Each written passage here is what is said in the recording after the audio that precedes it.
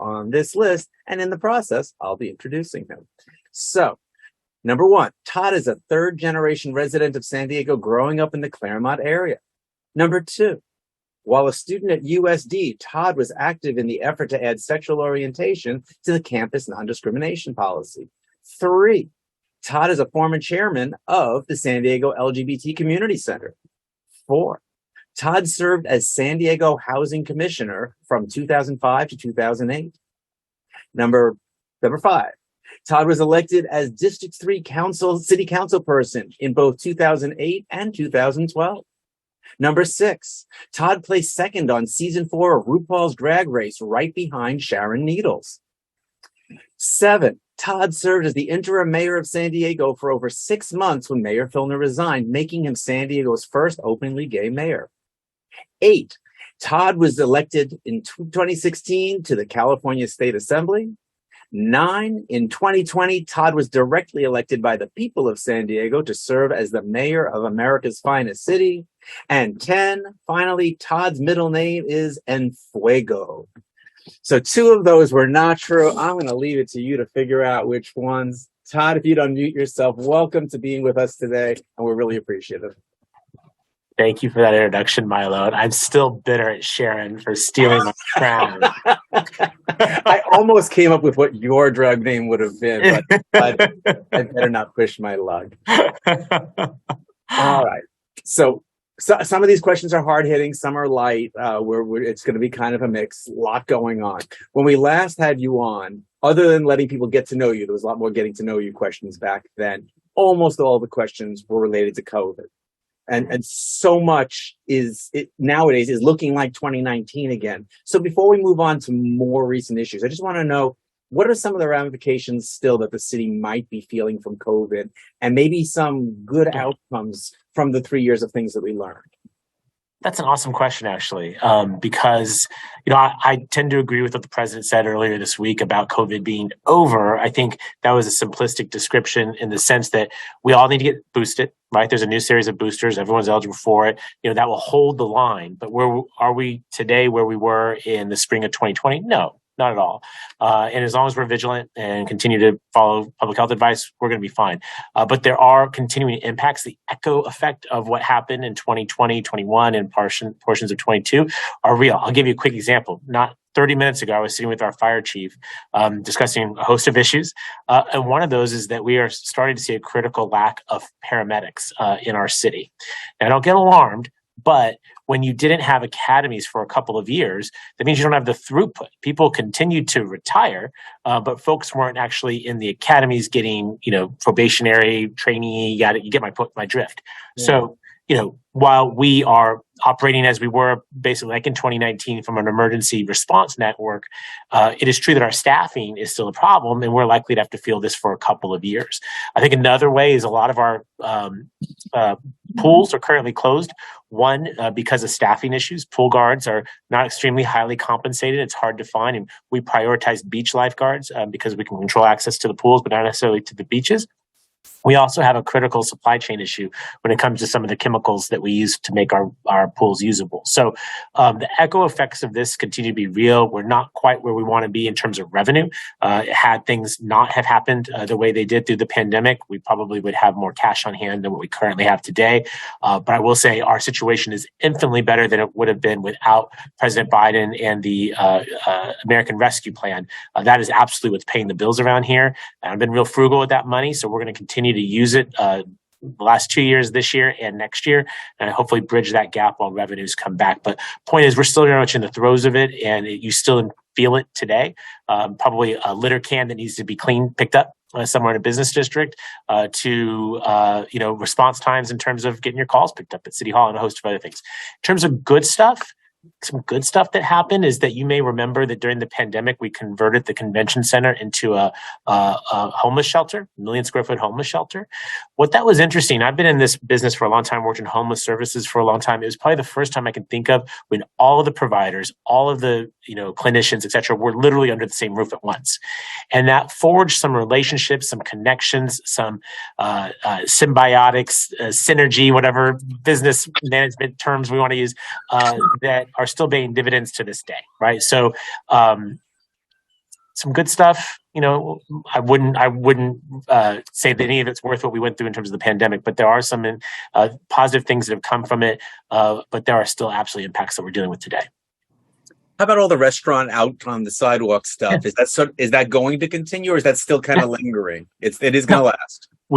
It's adopted city policy. We've gone from an emergency response posture, which was like, hey, put out your chairs and just don't mess anything up, to some specific city council adopted rules with fees attached to it. Now, hear me out. Some of the folks have been grumpy about them fees, but here's the thing. That's your property and my property, right?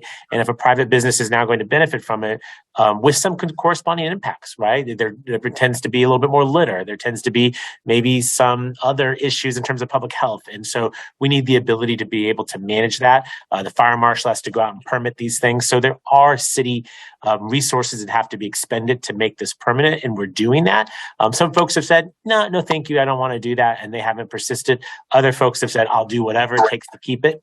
So the answer is, Milo, we will continue to do this to the extent that businesses want to apply for those permits. And there is still this is the first time we're doing this from a permanent perspective. Again, during the pandemic, it was kind of a free-for-all, do what you got to do to keep your business open. Now we're sort of getting into a rhythm of stuff. There's growing pains where that's concerned, but my prediction is you'll continue to see outdoor dining and other sorts of streeteries or whatever they want to call them continuing to persist in our city. Our climate's too perfect, and people have really embraced this concept, and we're happy to keep it permanent. Great. Yeah, I know at least one restaurant where I can't imagine what fee would have to be before she wouldn't say yes. You've doubled her seating. So exactly. It's a huge boon to her to be able to do that. So yeah. That's great. All right. Well, when you were here last, almost every question that people wanted me to ask you was COVID related. And now that's not the topic, but almost I had to really say, give me some other topics, people. Almost every question was the homeless. So it's hard to even know where to begin. This feeling that downtown is being surrendered to them, and are we keeping up? Are the things being done keeping up with the rate of growth of homelessness? I wish I was more well versed to ask the pointed questions, but I want to give you a chance to speak on where we stand, what's been done, what's being done, what maybe can't be done. The first question and the second one are related in a lot of ways. The pandemic was traumatic on everybody. A lot of us, I think, if you were honest with yourself, every one of us is dealing with some sort of mental impact from it. Low grade anxiety, a little bit of depression. Think about someone who's already grappling with those issues. People for whom they had no safety net. Think about what it is to have an explosion in substance use disorder, particularly the challenges of opioids, specifically fentanyl, and to a lesser extent, methamphetamine and heroin. Think about skyrocketing rents. An average one-bedroom apartment in our city now goes for $2,400 to $2,600 a month. Many of us on this Zoom are privileged enough to be able to be on this Zoom, and we struggle with getting suitable housing. First and last month, credit check, et cetera. Think about what it is to navigate those prices and those barriers with a significant mental illness, with a serious substance abuse challenge, or any number of other issues.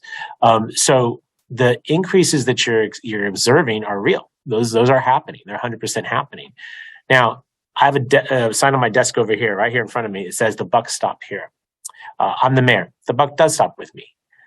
But it's difficult to have responsibility for someone's falling into substance use, for someone getting divorced, for someone developing schizophrenia.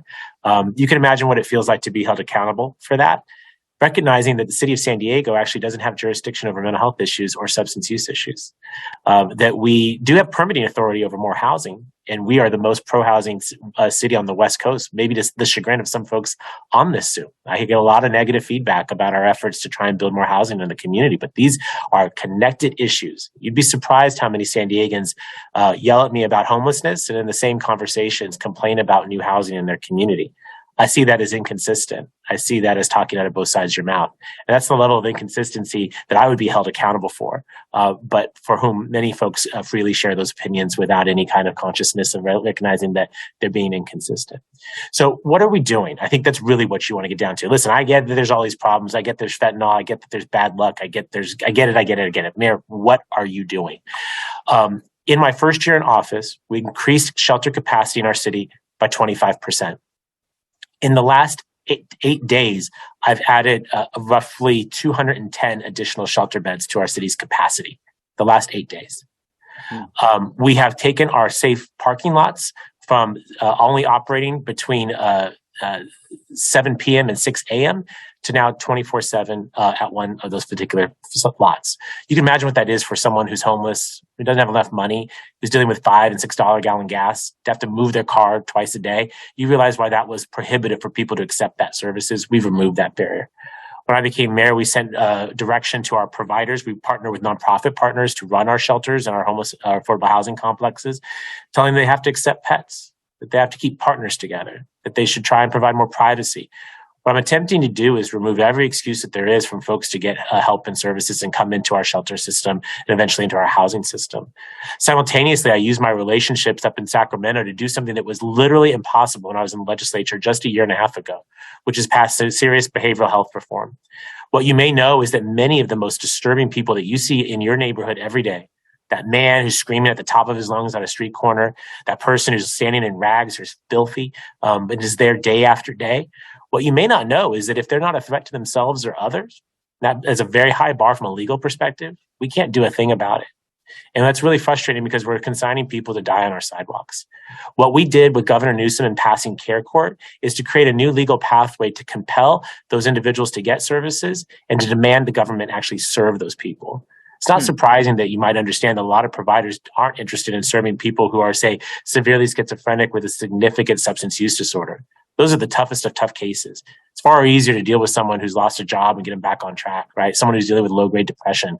We're saying, no, we have to prioritize the toughest of tough cases because they're the ones that consume the majority of our resources, therefore making it impossible for us to serve all the people that we need. So I have taken our outreach efforts and made them citywide. You have outreach workers in every council district every day of the week. We have more shelter capacity than we've ever had. And by the way, by removing those barriers around pets and privacy and partners, we regularly exceed 90% occupancy. So a lot of folks will say our shelters are terrible. They could always be better. Don't get me wrong. But the fact is people are voting with their feet. They are coming into the shelters because they want to be there. And I will tell you, in a year, we've gotten 500 of them graduated out into permanent housing. But Milo, you're like, that all sounds great, but the problem's not getting better. It's getting worse. And I say it's true. Again, for all the inputs I described in terms of unattainable rents, greater substance uses, and freer and easier and cheaper drugs to get a hold of, I would say that a lot of, you asked the question about COVID, we didn't have the ability to incarcerate a lot of people during the pandemic because that's a close quarters and the spreading of COVID was real. We only 2-3 months ago got our ability to hold people on bail in San Diego County. So if we were arresting someone, because while homelessness is not a crime, being homeless is not a crime, homeless people do commit crime. And if they are not able to be incarcerated and held accountable, either because we can't put people in jail or we can't hold them in jail because we don't have bail, those things are slowly coming off and we're able to kind of bring that system back into play. Bottom line, Milo, I want to make sure we have plenty of time for questions. There are no simple solutions to this problem. Everyone's path to homelessness is unique. And the challenge with public policy is the policies that I get to be a part of as mayor are intended to apply to all 1.4 million San Diegans. So that one size fits all becomes extremely difficult when each individual's path to homelessness is different and unique and therefore hard to fit into that box. What we're trying to do is provide an array of services to offer to individuals and to get them to be able to come off the streets through our outreach workers into shelters that have been expanded and then ultimately graduate into housing. And I said a moment ago, this is a complex problem. There are no simple solutions. That is a true statement. But if I was forced to say, what is the simple solution? The answer is more housing. A lot of these folks do have incomes. They have VA benefits. They have Social Security disability. They have their own resources. They simply can't afford to live here. And what we have to do is make it so that it is possible for these individuals who are the most challenged in our environment, but also probably a lot of folks on the screen in front of me to be able to afford to live here. And Milo, you made the joke about the tourists, and I love it because we love tourists coming. They pay their taxes, they get out of Dodge, right? And that's a good thing. But it's also a free country, and people can choose to come here or leave as they want. And I recognize that for a group that is LGBTQ affiliated, you recognize why people come to our city. because it's a place that's safe and welcoming and accepting. And we can't tell people we're just going to close the door on them because it's the traffic's too much, that housing's a little too tall. We have to actually accommodate these people, or what we will become is a city of the very wealthy who got here and the very poor who are forced to live here, rather than the vibrant multi-class economy that really keeps a city thriving. So we can talk about this all day. I'm happy to discuss it further. But ultimately, the solution to to homelessness is more outreach, more shelter, more housing, and behavioral health reform. I will tell you, we're working every single day on it, but I'm the first to recognize that it's still not enough. We need the county to provide more mental health and substance use assistance. We need the state to continue to work on conservatorship reform so that person standing on the street corner screaming at the top of their lungs is not there for long periods of time with no help. We need the federal government to pass President Biden's Build Back Better proposal, which includes $150 billion in Section 8 vouchers that will help more people get off the streets permanently. Everyone has to do their part. I'm just the guy that happens to be the mayor. I happen to be in town with you. I'm not 3,000 miles away in the nation capital, 500 miles up in Sacramento. I'm here every day. You know me by my first name, and you understandably hold me accountable, and that's okay. But I absolutely need everyone helping me with this, and that starts with saying yes to more housing in every community. If every neighborhood participates, no one neighborhood will be radically changed, and we will be able to address both our homelessness crisis and the affordability issue that means your kid's teacher probably lives nowhere near the school, while you can't find a nurse to see you when you go to your doctor's, and why there's not enough checkers at the grocery store because they can't afford to live here. They move somewhere else. That is bad for the future of our city. You raised the point a while back that I want to get to, but you went into affordable housing. So let's stay there for a moment. What's possible for the teacher, for the grocery worker? What's going to make it not so that they're driving in from Campo to work at the Ralphs in Hillcrest? What is possible at all with that? A lot. This is a solvable problem. Listen, we are the human species. We have been sheltering ourselves for millennia. We know how to do this. What we have done in recent decades is to make it extremely difficult to build more housing. And some of those restrictions are understandable. You know, there are historic resources that we want to preserve. There are questions about infrastructure and traffic that I think are completely legitimate and deserve answers.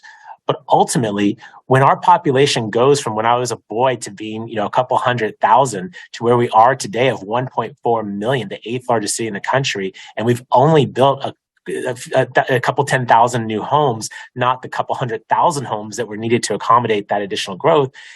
It doesn't take a genius or an economist to understand that constraint of supply means the price goes up. So we have to build more. Now, how do you do that? I'm not a believer that you should build anything anywhere. Building a bunch of skyscraper and condos along the beaches, that's the most expensive kind of housing that doesn't address the affordability issue. And to your point about building out in Campo, I'll tell you that a lot of state laws are going to prevent us from being able to do that because that's more driving, that's more carbon emissions, that's actually adding to climate crisis. That's not good. What I will tell you is that a lot of what San Diego is doing is class leading, nation leading. I had folks come in to see me the other day. They are stopping investing in another city about 100 miles up the road that we don't like, and investing only in San Diego because the reforms that we're putting in place make a lot of sense.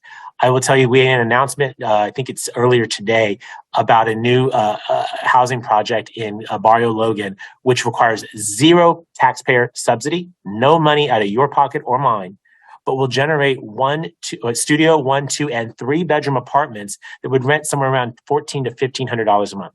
This is for brand new housing. Brand spanking new stuff that we would all be proud to live in.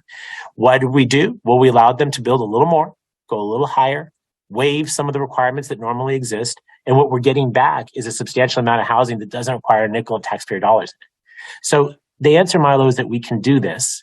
It doesn't require skyscrapers in every single neighborhood, but it does mean that some gentle density, maybe a couple granny flats here, a few duplexes there, a few row homes over here, and a couple taller apartment buildings elsewhere, and yes, even some single family homes where we can still fit them in. But for folks who are still thinking of San Diego as the San Diego that I was born into in the 1970s, we're pretty built out. We've covered a lot of ground. And again, building far on the backcountry is not really sustainable. It's probably building closer in our communities, and that means changes on University Avenue, Oakland Boulevard, Balboa, Sports Arena Boulevard. And we can do that. Again, if everyone does their part. My request isn't of any one neighborhood to bear the entire burden for the entire city. That's not going to solve it. But if everyone does a little bit, I believe that we can create naturally affordable housing. This is the last point I'll make, Milo. You got your inbox was inundated with questions about homeless. In our county, we have 8,000 homeless people.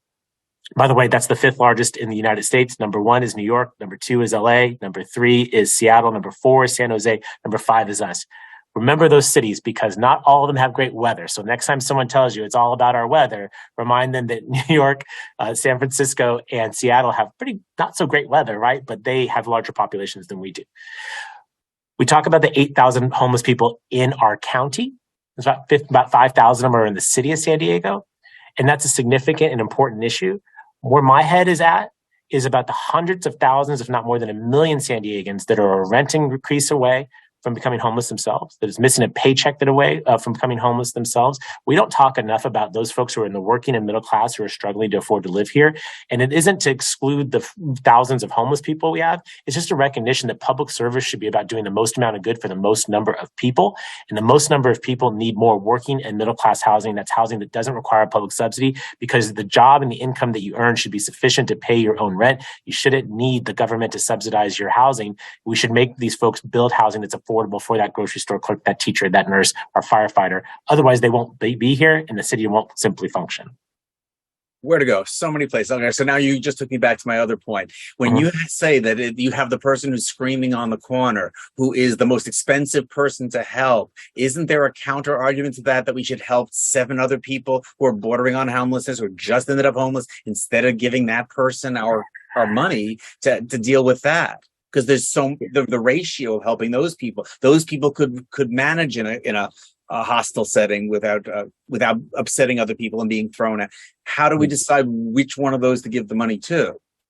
The answer is both, Milo. I mean, we can't. I mean, they're all San Diegans. We have to serve them all. I know that may seem Pollyannish, but let me say, we have to have a wide array of options for those who just need a little bit of security deposit money to get back into a unit and move on with their lives, a little job training, or, some identification. You can believe how many people can't, lose their ID and they can't get a job and benefits, whatever else, right? So there's some low barrier stuff. There's the highly acute, and we have to serve them all. I don't get to pick and choose exactly. A part of that focus, though, on those most acute cases is that, again, when you're considering it from my perspective, they use my ambulances, my fire engines, my cops, the environmental services that have to hose down the sidewalks because they, use them for bathrooms. I mean, there is a lot of money going to those folks. And if we can stabilize them, get them off the streets and into housing, it frees up all those resources, all those dollars. So to your point, that one person no longer is consuming all those resources. And because they're suitably housed, we can take those dollars and then serve the 7, 8, 9, 10 people who are not able to get to. There is a return on investment by focusing on those severely mentally ill people who consume a lot of resources, but we are not saying that we only service them. What I'm saying from a behavioral health perspective is that we can't simply choose to help just the easiest of cases. We have to lean in on those most difficult cases. They're the ones that cycle in and out of jails, in and out of our emergency rooms, in and out of these very expensive settings. And it is just simply, it is a fiction for us to say what we currently say, which is that they're not a threat to themselves or others. Yeah, they're screaming on the street corner. They might wake you up in the middle of the night, but they're not going to jump in front of a car. They're not going to attack anybody. Well, neither of those necessarily are facts and evidence. Right. Number one. But additionally, I just simply think, how do they know to drink water? Who is giving them food? How do we know that they would get out of the way of a car that might actually hit them? I mean, we have this happen with some frequency in our city. It is lying to ourselves that if we think that is true. And this is a part of how we were able to convince my former colleagues in the legislature to do what was nearly impossible a year and a half ago, and actually pass this thing that we believe will help could get as many as 12,000 people a year into care and therefore hopefully off of our streets. Mm. Wow. You start to really be able to listen to this, how homeless to housing and housing to homeless back, and the circle goes, and the circle takes me back to a previous point. It's very easy for everyone to go, oh, I don't want the house next door to me to be 7 stories tall because we want to see the sky. And that's unfortunate when we can't. But more than unfortunate is, can the city support the infrastructure of having these 7-story buildings, the additional parking, the additional, we were giving notices from SDG&E about brownouts this week. When you start adding more buildings and more electricity, and it's in the inner city, and the roads, do we have the infrastructure to support putting more people into the city itself? We do. I know that probably a few of you would disagree strongly or are very skeptical of that answer. But we do, Milo. first off, there are plenty of cities that are far denser and that are larger in terms of population, and they're just fine, right? And the question is, do we choose to engage in this conversation in a thoughtful way that actually anticipates these questions and actually deals with them, rather than this sort of ad hoc, not really thoughtful thing? So let me give you a couple quick answers. One, what you may not know is the primary funder of that very infrastructure are the developers that build in these neighborhoods. We charge them a park fee, a library fee, a fire station fee. That's how we pay for this stuff, right? So when we say no to additional development, that's turning off the majority of the cash that we get to actually pay for this stuff. And that's particularly relevant for some of our older urban communities that have outdated fire stations and libraries and whatnot, and that we need to upgrade them. But if we say no, we may not have the dollars to do it. The other thing that I've been a big proponent of, while I was on RuPaul's Drag Race, you may not know that I'm also cheap as hell. And here's my deal: is that it is true that our city has financed through developer fees, but for half a century, we've said that whatever fees are accumulated can only be spent in the neighborhoods where those projects are. Now, that makes some sense, right? To your point, if there's a new building next to me, I want to make sure that the fees that developer is paying stay in that neighborhood. But the illogical part of that is it assumes that we spend all of our lives in one neighborhood. And that is not true. You probably live in one neighborhood, work in a different one. You probably recreate in another. You go see your girlfriend over in that other neighborhood. You take your kids to the one over here. We are San Diegans, and we should care about every corner of the city. That separate pots, which are literally over 50 of them, some of them had tens of millions in it. Some of them had a couple of bucks in them. And the point is, in those neighborhoods that have a couple of bucks, they're not seeing any progress whatsoever. And those other ones that are really enriched, they have no projects to fund. They're just the money sitting there. With the city council's support this year, we removed those silos between all those 50 funds, and we now have a citywide pot. What I'm telling you, Milo, is that we're going to start churning out projects at a clip that you've never seen before, because we've taken the handcuffs off of us in terms of where those dollars are able to be used, under the notion that you should care if Mayor Mesa has a good library or not, because that may be where you go, right? You should care whether or not the pool in North Park is open or not. And by the way, if that project only needs a little bit more money, let's go ahead and move it over and get it done, rather than just have it on the unfunded list for all time, right? That's what we're dealing with. I predict we'll be able to address this, and that will be able to address some of the concerns people have about the lack of infrastructure. But again, at the end of the day, if the concern is infrastructure, we will never get it if we're not actually building more stuff. And what we have to do is charge the developers exactly what they should pay, right? No discounts, no 1980s prices in 2022 San Diego, right? We have to charge them the full amount. We got to collect it, and then we got to put it to use. No more sitting on it here at City Hall. Put it in the neighborhoods, hire people, give them jobs, build that stuff, make our neighborhoods look better. That way people will be less fearful when we come in and ask to build more housing in those particular neighborhoods. Okay. So part of that infrastructure, maybe getting some cars off the roads with bicycles. Yes. I figured you like that idea. So I have to say to you that if I want to see someone in San Diego get upset, I can say to them, what do you think of the bike lanes?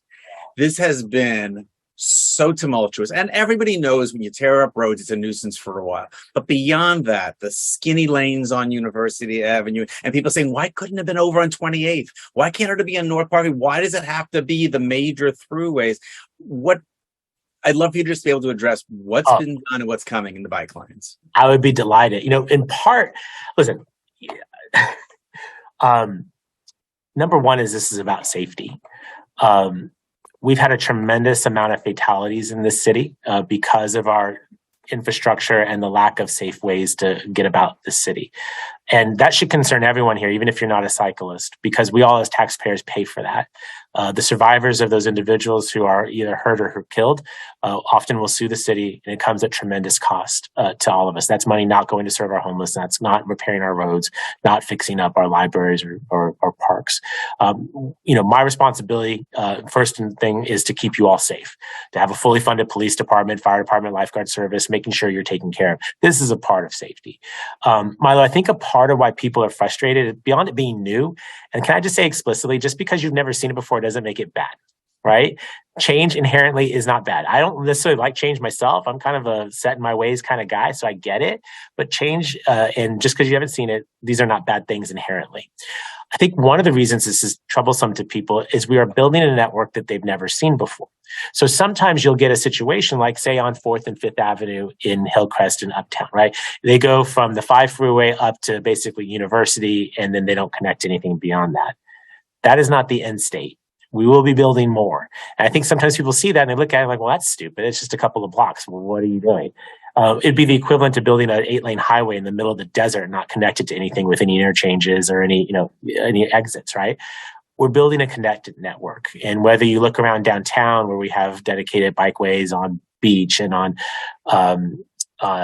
B Street and J, and this goes on. And now we're going up Pershing, and 30th Street has been done, and the Georgia Street. I mean, like, you see a connected network that is slowly getting built. So it's about safety. It's about connectivity. It's about choice. I don't know about you, but I have multiple suits and ties and shirts and stuff because I like to choose different things in the morning. And right now, you only have one choice really getting from A to B in this town. That's by your car. I think you should be liberated to be able to walk safely, take transit safely, bike without taking your life in your hands. And yes, drive your car. I'm not trying to take away your car. You should be able to drive your car. You should have the freedom to choose. And then I think the last thing, listen, you talked about those rolling brownouts before, Milo. The climate is changing. And if we don't do stuff, it's going to change to the point that we won't want to live here in San Diego. That what really makes us incredible as in terms of our weather and natural environment, it'll be gone. One of the ways we do that is reduce emissions and carbon emissions specifically. 40% of our emissions come from our cars. And because we're forced to only be able to go from A to B in a car, this is unsustainable. We have to build other options. And so this is what this is about. It's about safety. It's about giving you choices. It's about addressing climate change. And it is change, and that can be difficult. Sometimes it comes with parking losses, but my commitment is to do our very best to find offsets wherever possible. We're going to finish the bike lanes down University Avenue and down Normal Street in the next couple of years, like I would say, like within the next year or two.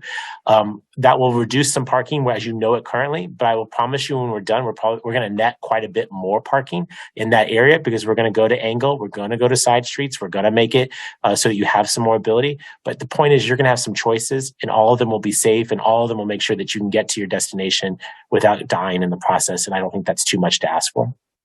Okay, thanks for addressing it. I'm going to throw away all my slides so we can take Todd right to the very end here, just to say there are upcoming events within SDBA. And of course, we're going to have a power lunch next month. I'm going to put one thing over there in the chat in just a moment, which is a little poll. We want to find out, this got a little better time turnout because of the later time slot, but also we had Mayor Todd on, so it's not an exact comparison. So I just want to ask you all if you just answer a 2-question survey on what you're looking for and where you'd be more likely to attend. So I'm going to post that before we go. Back to you, Todd, and I'll leave the other stuff later. Midway Rising, that's got to be an exciting project, so I want to give you a chance to address something positive. Well, it is. I'm very excited about that. Anyone of you been to the sports arena recently? You know, it's. I'll tell you quickly. I don't have a lot of time, but I took my parents to a Fleetwood Mac concert there a couple of years ago. And for those of you that were there, I've seen a couple nodding heads.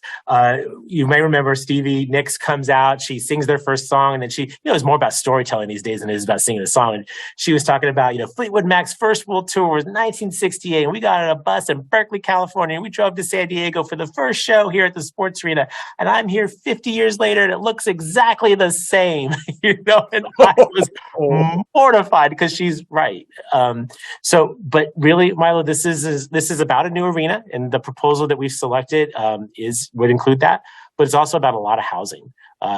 Specifically 4,250 additional homes. The majority will be affordable to low and middle income San Diegans, 2,250 of them. Why is that important? Because we own the land and I ain't selling it. I told you before, I'm cheap, right? So we're going to hold on to that land because we're the owners and there's no sale price in the land because we're keeping it. We're going to make sure the rents there for the majority of the folks that live there will be affordable. And that'll be a good thing. And we'll get a new arena out of it. We're going to have to negotiate a bit more on it. But I think ultimately what we'll get is something that you can be really proud of. And I think it will spark a new life for the Midway community. Probably a lot of us go there to go to Target, maybe go by some of the other stores in the area. And you see that it needs some TLC. This is going to be the generator, the catalyst for some TLC in that neighborhood, that community. But for those that live in that community, they are wildly excited about this opportunity for self-determination and improvement for their community. And Mila, I will tell you, is going to be similar to what we're going to be able to do downtown. I'm coming to you live from our city hall. This is 6 city blocks of land of 1960s era building that are full of asbestos and do not work well for the city in the 21st century. We're going to follow a similar process where we can get a new city hall that we can be proud of and that can house all of our employees, where we're not leasing a bunch of private property elsewhere, making other people rich. But we're also going to use it to leverage to build a whole lot of homes down here in downtown San Diego that, again, will be affordable to local San Diegans. So I'm really excited about this. Some folks have criticized. They don't think we can do multiple big projects at once. I beg to differ. We are a big city, and you better expect that your mayor can deliver big projects. And the reasons behind all of this isn't building a big city hall or a big sports arena to some edifice complex, if you will. This is about building more homes that are making it possible that more San Diegans can afford to live here, and we get more homeless people off of our streets. Right. I'm going to ask people to click on that link. Don't go read it now. Don't go filling out forms while we're talking to Todd. But I want you to click on it before that disappears on you there, because we do want to know what you're thinking on the power lunches and where we should go from here. Todd, I'm just going to let you know someone really wanted me to ask about the condition of Balboa Park, that there's been stuff dying and maintenance isn't happening. So I wanted to at least get that in there, even if there isn't time to address it. But sure.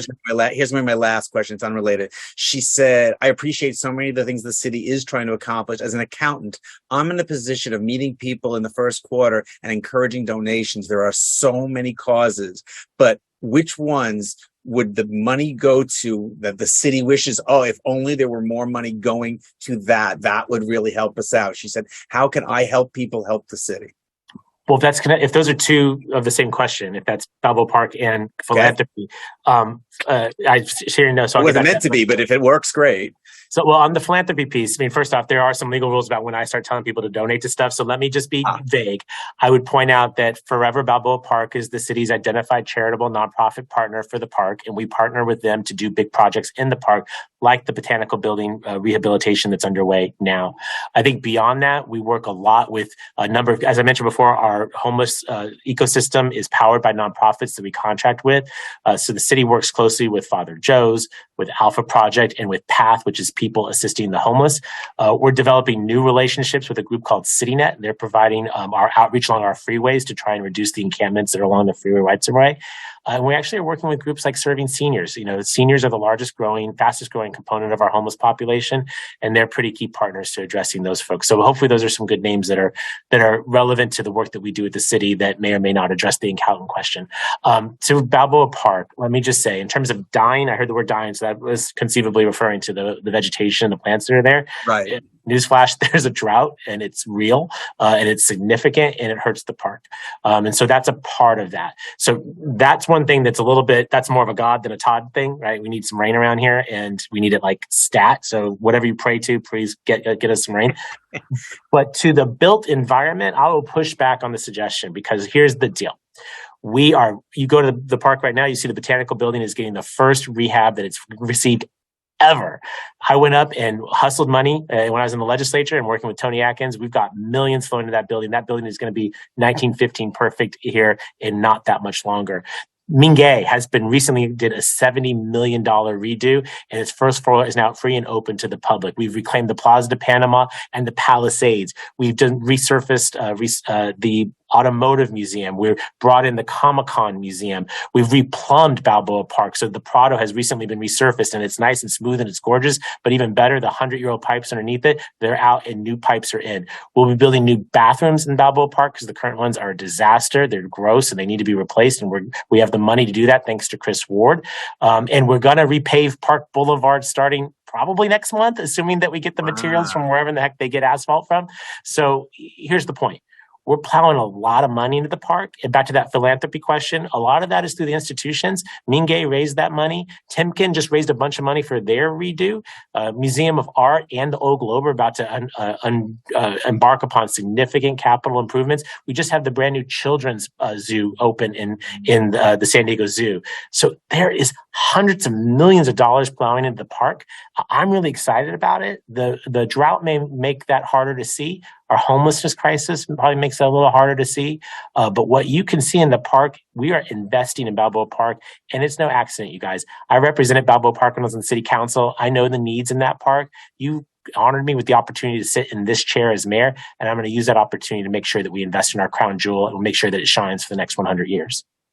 Thanks. And I appreciate you running a little bit over, Todd. I do want to let you know that many people told me they plan to watch the playback. So your time was not just 16 to 18 people, but I think a lot of people are going to be sharing this. We're even here to tell people this is something worth hearing, kind of a state of the city address you got a chance to do here. So thank you very much for being with us, everyone. We will be having what should be a great guest in October. Watch your email for learning about her instead of me talking about it now. Thank you all, and fill out that little survey. We'll see you in October and at other events. Take care. Thank you. Have a nice day.